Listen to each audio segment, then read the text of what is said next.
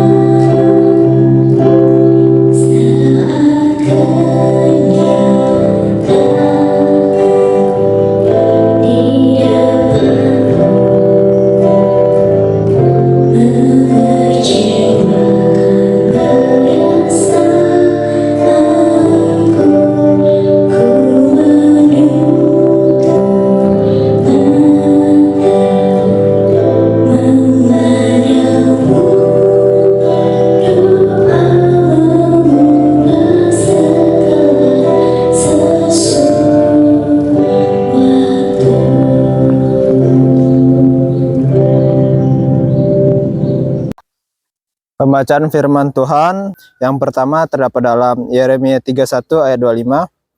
Aku akan membuat segar orang yang lelah, dan setiap orang yang merana akan kubuat puas. Yang kedua terdapat dalam Matius 5 ayat 3. Berbahagialah orang yang miskin di hadapan Allah, karena merekalah yang empunya kerajaan surga. Embun Surgawi hari ini adalah tentang stres yang mendahului bunga. Nah, judul ini saya dapati dari pelajaran tentang bagaimana membungakan bugenvil. Bagaimana bugenvil atau bunga kembang kertas itu bisa berbunga lebat. Katanya itu harus dikasih stres, ya, stres air, tidak disiram kira-kira ya 3-4 hari sampai daunnya menunjukkan seperti layu begitu, tanda bahwa dia stres. Tapi tentu jangan lewat. Jadi kalau sampai kering ya mati. Tetapi cukup sampai stres saja. Dan begitu hari keempat atau kelima, mana stresnya sudah memuncak, ditandai dengan tanah di akarnya, sekitar akarnya mengering, maka segera disiram dengan air yang berisi pupuk NPK. Maka diharap dengan demikian, menurut beberapa YouTube yang saya saksikan, itu bunganya kemudian kembang kertas itu kemudian berbunga lebat, kira-kira 2 minggu sampai 3 minggu kemudian. Jadi menurut gambaran yang disampaikan melalui channel YouTube yang saya ikuti, itu betul bahwa setelah stres kemudian disiram dengan air berisi pupuk, genpil itu berbunga dengan lebatnya. Demikianlah kira-kira dapat menjadi gambaran bagaimana umat Tuhan di Perjanjian Lama dibiarkan Tuhan mengalami stres ketika mereka terbuang ke Babel. Mereka dibuang ke Babel untuk mengalami stres di dalam kehidupan mereka secara kerohanian, karena mereka tidak taat di tanah perjanjian, maka mereka mengalami hukuman oleh Tuhan dengan membiarkannya tertawan oleh bangsa Babel, dan situ hidup di dalam perbudakan tentunya, harus tunduk kepada Raja Babel dan tentu bala tentaranya yang menguasai mereka. Tentu tidak nyaman hidup di negeri pembuangan, tetapi menjelang akhir dari masa-masa pembuangan itu, Tuhan bersabda melalui Nabi Yeremia mengatakan, "Aku akan membuat segar orang yang lelah, dan setiap orang yang merana akan kubuat puas," firman Tuhan. Ini adalah laksana bunga bugenvil yang mulai stres pada tahapan yang akhir, kemudian mendapat siraman air yang berisiko, satu pengharapan dari Tuhan yang ditawarkan kepada bangsa ini. Saudaraku, kalimat serupa firman Tuhan dalam Matius 5 ayat 3 mengingatkan kita, berbahagialah orang yang miskin di hadapan Allah, karena mereka lah yang mempunyai kerajaan surga.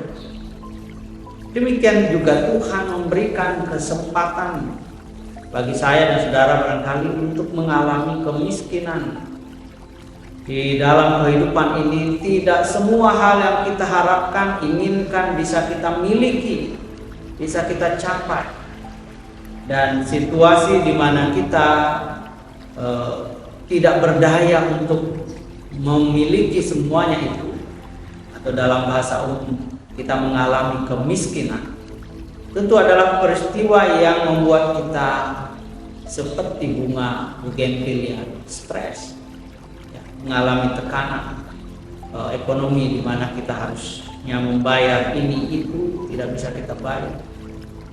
Harusnya kita bisa membeli ini itu, tidak bisa kita beli.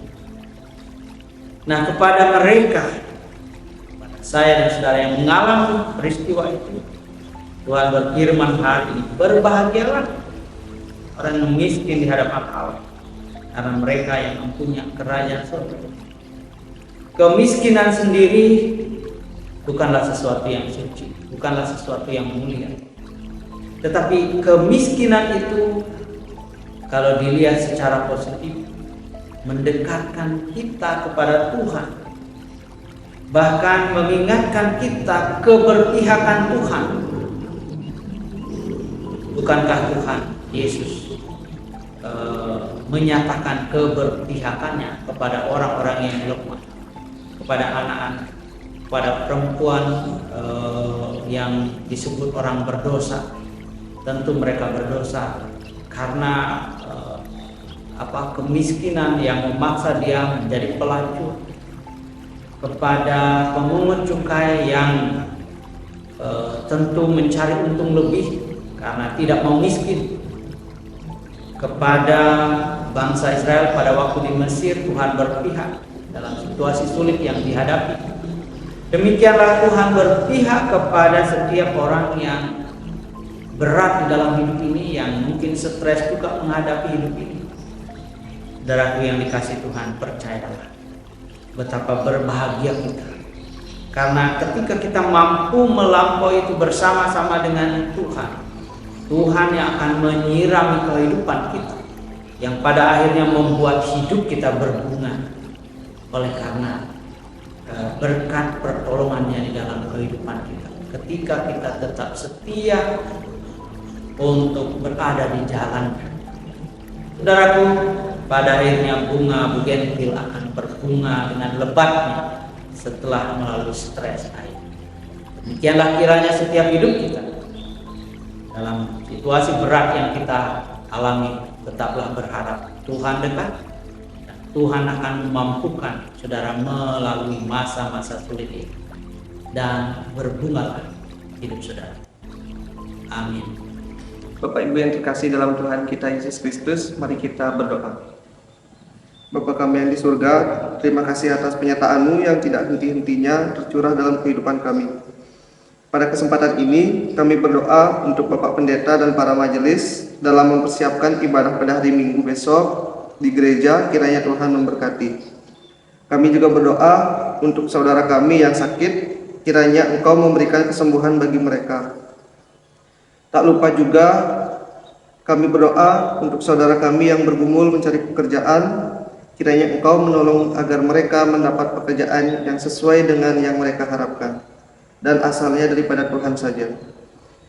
Inilah seru dan permohonan kami, ampuni setiap dosa dan kesalahan kami. Dalam nama Tuhan Yesus Kristus, kami berdoa dan mengucap syukur. Amin. Demikian renungan pada hari ini. Tuhan Yesus memberkati.